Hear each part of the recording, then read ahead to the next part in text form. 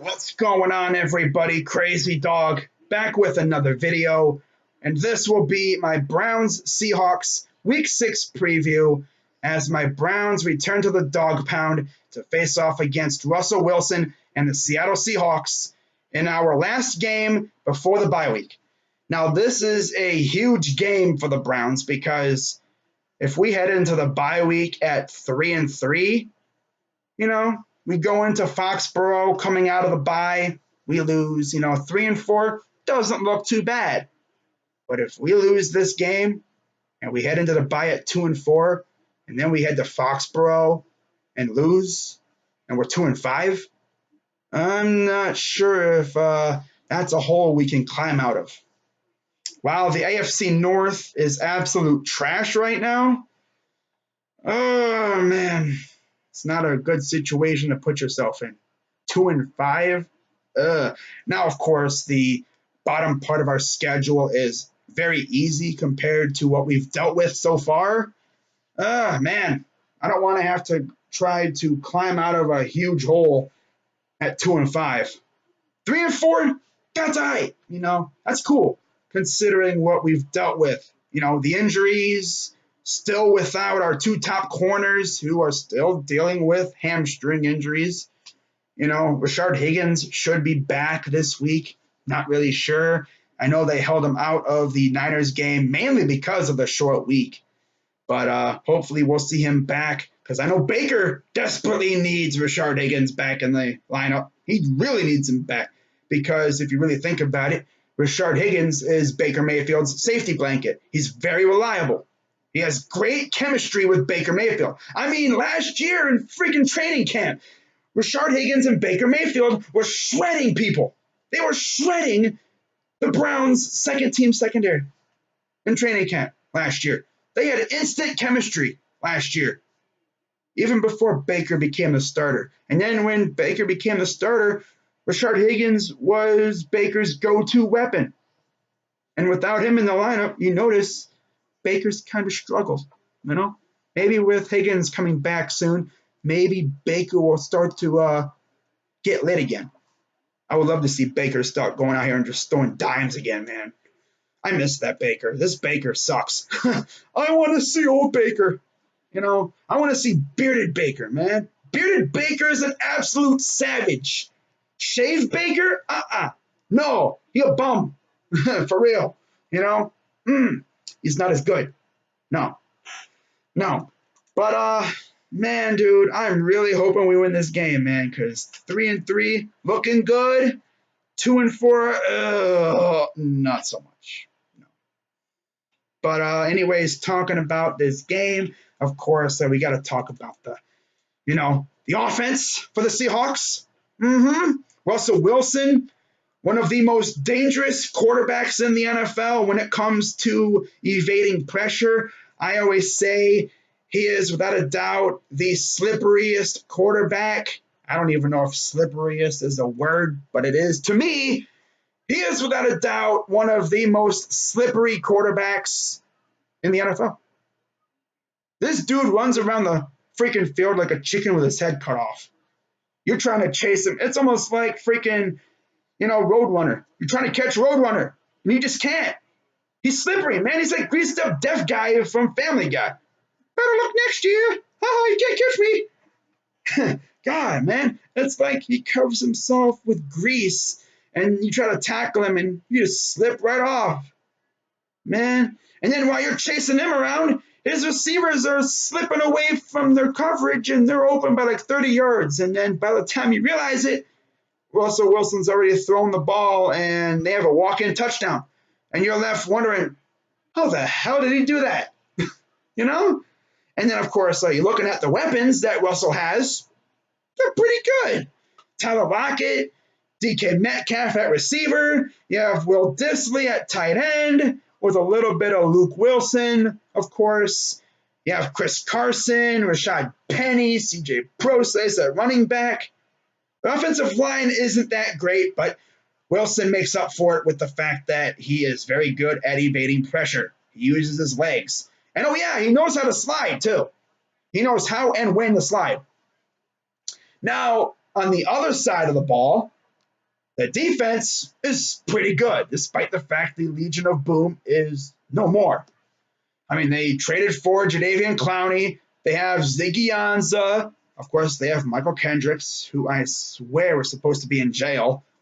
At least that's what we thought. Of course, Bobby Wagner, KJ Wright. They have Shaquille Griffin, Brad McDougald, Tedrick Thompson, Trey Flowers in the secondary. Most likely, I'm pretty sure Shaquille Griffin will be covering maybe Odell, and Trey Flowers will be covering Jarvis or Antonio Callaway. Of course, Nico Thorpe, Akeem King, Jamar Taylor. Remember him? And you have Adrian Colbert, Delano Hill, Marquise Blair, and Hugo Amadi. That is their full secondary.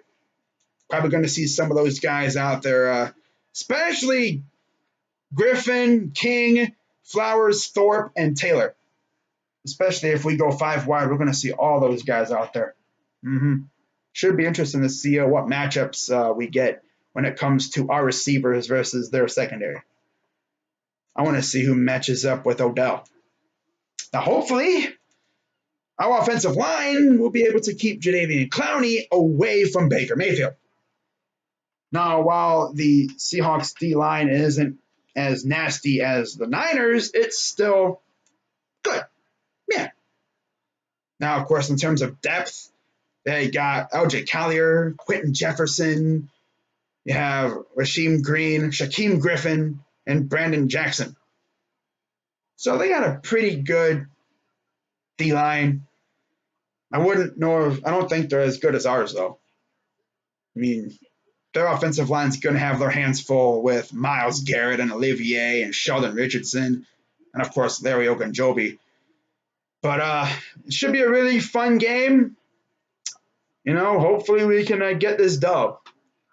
Of course, so before I get into the 3 keys to victory, the player to watch, and my prediction, I got to give a quick shout out to all these Seahawks fans out there. The only ones I know on YouTube, of course, you have Seahawk Persenio, you have PCG, a.k.a. Pete Carroll's Gum, you have, Norbcam, you have Seahawks 5668, among others. I mean, those are the only ones that come to mind. I'm sure there's way more out there. I just can't think of you. But yeah, if you're a Seahawks fan and I didn't mention you, feel free to go in the comment section and make yourself known, and I'll give you a shout out in the recap of this game, in which hopefully I hope to God we win this game. Because if we lose, oh God, we're putting ourselves in a hole, especially because we got the Patriots coming out of the bye. 2 weeks to prepare for the Patriots. That should be fun, But yeah. Let's get into the 3 keys to victory. Key number 1, this is easy. Contain Russell Wilson. That's going to be hard because, like I said, Russell Wilson is slippery as hell. It's going to be like catching a chicken. Yeah. Or catching a rabbit in the plains, in a field. You just got to contain him. Keep him in the pocket. I know Myles Garrett should be able to. It's Olivier Vernon, But with that offensive line of theirs, shouldn't be that much of an issue. It's when you think you got him, and then he slips out of a little crack and takes off for like 30 yards and then slides right before you hit him. Yeah, that's what really kills you right there. When you think you got him, then he just slips away. Key number 2, this is the big one. Protect Baker Mayfield. Yep, Baker Mayfield needs to be on his feet to make plays.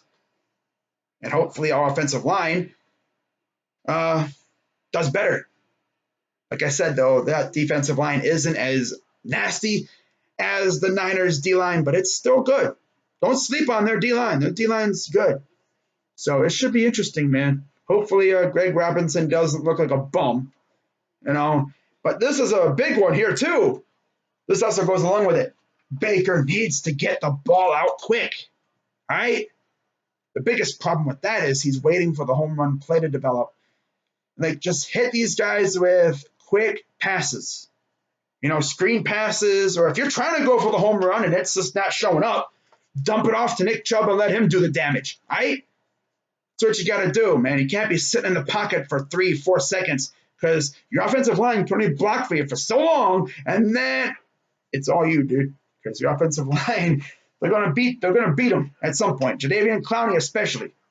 You don't want him touching you because then you're not gonna slip out of his grasp. And even worse, you don't want him to jump up there and say yoink. You don't want him to just go yoink, pick that thing right out of the air and take it to the house. I think he did that a few weeks ago. Yeah, he freaking had a pick, bruh. Come on now.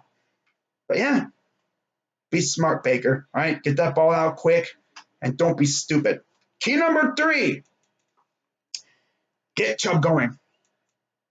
It's that simple. Get Chubb going. I would also like to see this guy get going too, Odell, but mainly Chubb, because if we can get Chubb going, that's going to open up the passing game, especially with the play action. Now, my player to watch this week, this guy, Odell. It's about time he has a big game. He hasn't done squat since he had that touchdown against the Jets. I want to see him have a big game this week. We'll see what he does. Now, as for my score prediction, I got us winning heading into the bye week at 3-3. I have us winning by a final score of Browns. I'm going to say 21, Seahawks 17. 21-17 Browns, and I think we win it in the final minutes. So there you go. That's going to wrap it up for this video. I hope you guys enjoyed. Leave a like down below. Subscribe if you're new, and of course, hit that bell. And like I said, if you're a Seahawks fan, and I did not mention you, by the way, shout out to all the Seahawks fans, even the 12s out there. Yes, even all the bandwagon fans, too. Can't forget about y'all. I know y'all are out there. But yeah, go in the comments and let me know that you are around. Let me be aware of your existence, and I will give you a shout out in my recap video. But yeah, that's going to wrap it up. I'm Crazy Dog 99. Let's go Browns. Let's get this dub heading into the bye week, and then we go to Foxborough to face the freaking Patriots. Fantastic. Oh, by the way, we're 1 week closer to getting Kareem Hunt back. Let's freaking go. But yeah, I'm Crazy Dog. Let's go Browns, and I'm out.